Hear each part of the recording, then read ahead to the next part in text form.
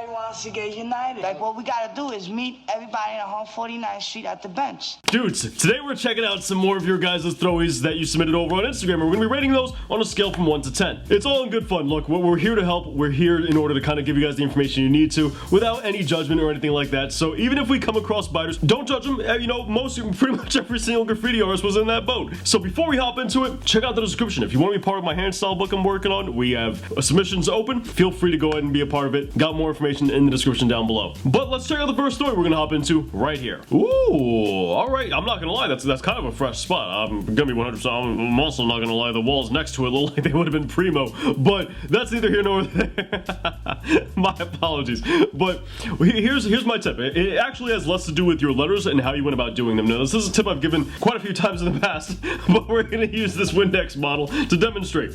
When you're doing your throwy, it really helps out a lot, not only for proportions but for scale as well, in order to imagine your cap height being as high as your arm can reach. Now I know, it's a little bit off camera, so I'm gonna slouch, and as high as your arm can reach is your cap height. Your mean line is gonna be just about collarbone, chest level, about here, and that's gonna be the center of your letters. Now your baseline is going to be in your arm in a relaxed position. So if you just flop your arm by your side, that's your baseline. If you do your throwy that way, it really helps keep things proportioned. What you gotta figure out though, and this is gonna be different from person to person, is you gotta figure out your left to right proportions, right? Some people, they like their letters to run a little bit thinner, right? So they like from arm's length to about the center of their body is a single letter. Or some people like their letters to be a little bit wider, and they go from arm's length all the way to shoulder, or arm's length to elbow, or arm's length to the other arm's length, right? Which can give you some massive letters. You gotta figure out what works best for your name, what works best for you, what you kind of feel personally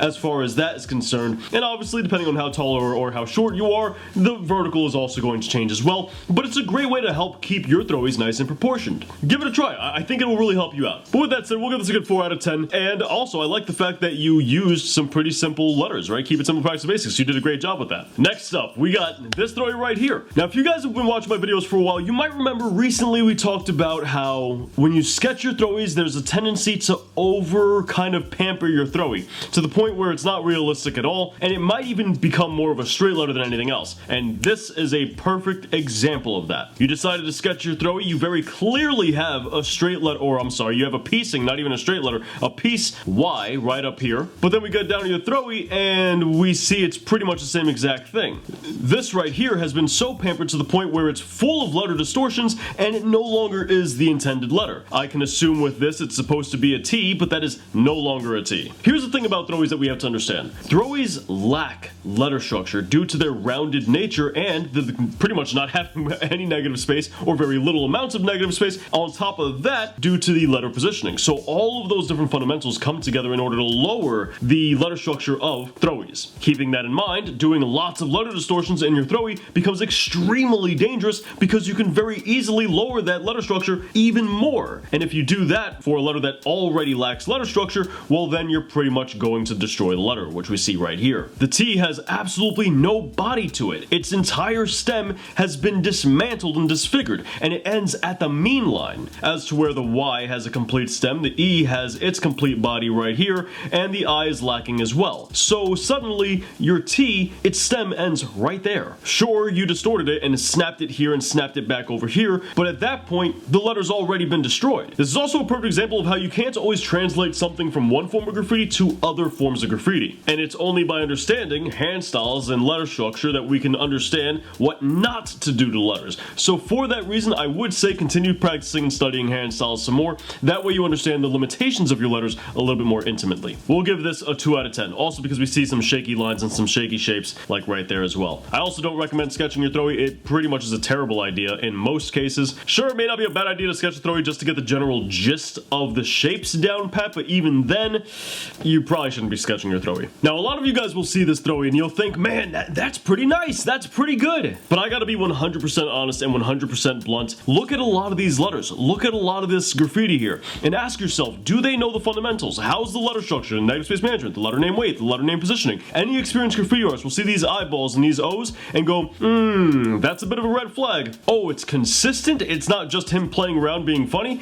Oh, that's a little bit of a bigger red flag. Oh, none of this fundamentally looks like it makes sense. The letter structures aren't really considering the negative space management, letter name weight, so on and so forth. Even more red flags, and then we continue and we see, alright, they very clearly are still very new to graffiti. So then we run into an issue we've talked about plenty of times here on the channel before, which is you're starting to have stylistic work that is up here when your fundamentals are down here. The only way in order to make that gap is to observe someone else's work. Otherwise, you're not getting up here, which means this isn't your skill level. This is. And for that reason, if we were just looking at how aesthetically pleasing this is, I would say great job. This is like an 8 out of 10, you know, amazing. But we're critiquing the individual's knowledge and skill, not necessarily what they've produced. And for that reason, we'd give this a 2, maybe 3 max out of 10. Keep it simple, practice the basics, learn the fundamentals, because if you continue down this path, you will plateau and you will stop progressing.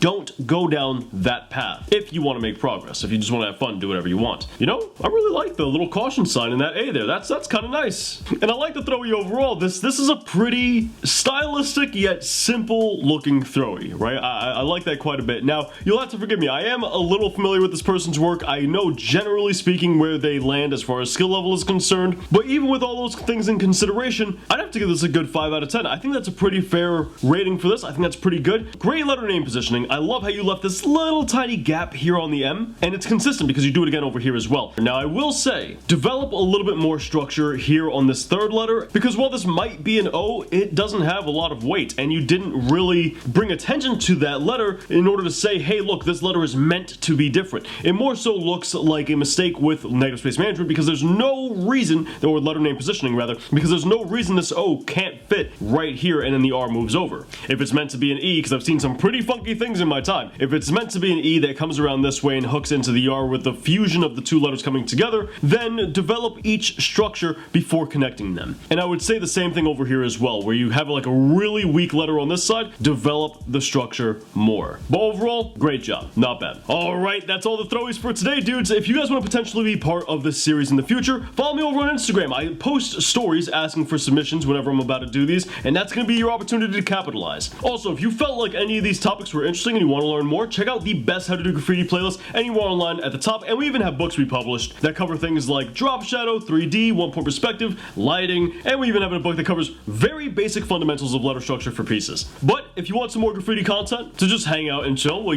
you can check out the video down here, or the playlist down here, and I'll catch you guys back here next week. Thanks for watching.